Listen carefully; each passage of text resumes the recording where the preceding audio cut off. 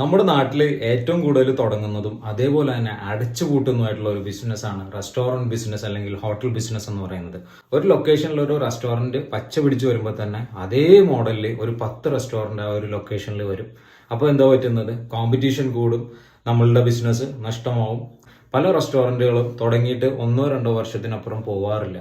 അതിന് പല പല റീസൺസ് ഉണ്ട്. അപ്പോൾ റീസൺസ് എന്ത് തന്നെയായാലും മാർക്കറ്റിംഗ് ഈസ് വെരി ഇമ്പോർട്ടന്റ്. നിങ്ങളുടെ ബിസിനസ്സിന് എങ്ങനെ റെസ്റ്റോറന്റ് മാർക്കറ്റിംഗ് ചെയ്യാം എന്നുള്ളതിനെ കുറിച്ചാണ് നമ്മൾ ഈ 1 മിനിറ്റ് വീഡിയോയിൽ നോക്കാൻ പോകുന്നത്.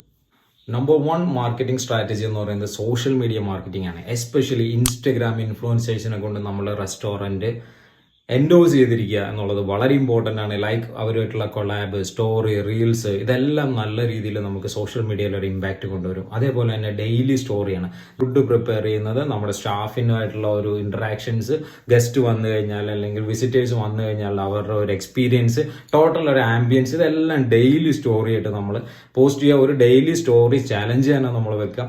അതേപോലെ തന്നെ നമ്മുടെ റെസ്റ്റോറൻറ്റിൻ്റെ ഒരു സൈഡിൽ ഒരു സെൽഫി കോർണറൊക്കെ വെച്ച് പുതിയ ഡിഷസിനൊക്കെ ഇംപ്ലിമെന്റ് ചെയ്യുന്ന രീതിയിൽ പുതിയ ഡിഷസ് ഇൻട്രൊഡ്യൂസ് ചെയ്യുന്നതായിരിക്കും അത് വളരെ ഇമ്പോർട്ടൻ്റ് ആണ്. അതേപോലെ തന്നെ പാരന്റ്സ് കുട്ടികളൊക്കെ വരുമ്പോൾ അവരെ കംഫർട്ട് ആക്കി വെക്കാൻ വേണ്ടി ഒരു സ്പെഷ്യൽ കെയർ. അതിലാണ് റെസ്റ്റോറൻറ്റ് നടത്തുന്നതെങ്കിൽ സ്നാപ്ചാറ്റിൽ നിങ്ങൾ അഡ്വർടൈസ്മെന്റ് ചെയ്തിരിക്കുക. ബിക്കോസ് കൂടുതൽ അറബികൾ യൂസ് ചെയ്യുന്നത് സ്നാപ്പാണ്. അപ്പോൾ സ്നാപ്പിൽ നമ്മൾ ആഡ് ചെയ്യുക എന്നുള്ളത് വളരെ ഇമ്പോർട്ടൻ്റ് ആണ്. അതേപോലെ തന്നെ ഇമ്പോർട്ടൻ്റ് ആണ് ഗൂഗിൾ ബിസിനസ്സിൽ നമ്മൾ റെസ്റ്റോറൻറ്റ് ലിസ്റ്റ് ചെയ്തിരിക്കുക, നല്ല പ്രോപ്പറായിട്ട് റിവ്യൂ കിട്ടിയിരിക്കുക എന്നുള്ളത്. കസ്റ്റമറെ കൊണ്ട് നമ്മൾ നല്ല പ്രോപ്പർ റിവ്യൂസ് എഴുതിക്കുക എന്നുള്ളത് വളരെ ഇമ്പോർട്ടൻ്റ് ആണ്. കാര്യം എന്ന് വെച്ച് കഴിഞ്ഞാൽ കീവേഡ്സ് റിലേറ്റ് ചെയ്തിട്ട് ഇപ്പോൾ for example best sea food restaurant in Kochi എന്നുള്ള കീവേഡ് നമ്മൾ ഗൂഗിൾ മൈ ബിസിനസ് റിവ്യൂവിൽ ഒരു കസ്റ്റമർ ഇട്ട് കഴിഞ്ഞാൽ തീർച്ചയായിട്ടും നമ്മളുടെ ഗൂഗിൾ മൈ ബിസിനസ് റാങ്ക് ചെയ്യും. നമ്മൾക്കറിയാമല്ലോ സോഷ്യൽ മീഡിയയിലെ ആളുകളുടെ ഇൻട്രസ്റ്റ് അനുസരിച്ചിട്ടാണ് ബൈയിങ് ബിഹേവിയർ നടക്കുന്നത്. അതേസമയം ഗൂഗിളിലാണെങ്കിലോ ഇപ്പോൾ best sea food restaurant in Kochi എന്ന ഒരാൾ ഗൂഗിളിൽ ഒരു 12 മണിക്ക് സെർച്ച് ചെയ്യുന്നത് എന്തിനായിരിക്കും? അയാൾക്ക് ആ സമയത്ത് ആ ഫുഡ് കഴിക്കാൻ വേണ്ടിയിട്ട് തന്നെ ആയിരിക്കും അല്ലെ. അപ്പോൾ അതൊരു ഷുവർ ബിസിനസ് ആണ്. അപ്പോൾ Google my business is very important.